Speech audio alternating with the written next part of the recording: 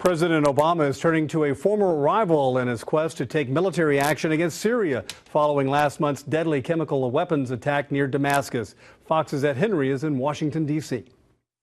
Talks between top administration officials and members of Congress in both parties continue. Senators John McCain and Lindsey Graham meeting with President Obama at the White House just a day after lawmakers were briefed on Syria. We do want an articulation of a goal that over time will degrade Bashar Assad's capabilities, increase and upgrade the capabilities of the Free Syrian Army. The president having to turn to two high-profile Republicans after other lawmakers, including some members of his own party, are saying they may not support U.S. military action against the Bashar al-Assad regime in the wake of last month's chemical weapons attack. I left yesterday with more questions than answers. I am hoping to find an answer to the question, is there another way to hold Assad accountable? More briefings on Syria are expected in Washington throughout this week. And tomorrow, Secretary of State John Kerry and the Defense Secretary Chuck Hagel are set to testify about Syria before the Senate Foreign Relations Committee. Meantime, as Congress weighs whether or not to support U.S. military action,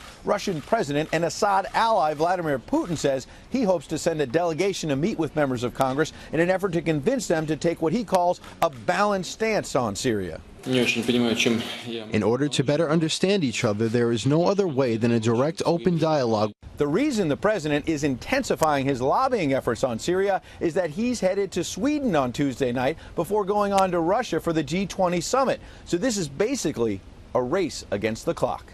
At the White House, Ed Henry, Fox News.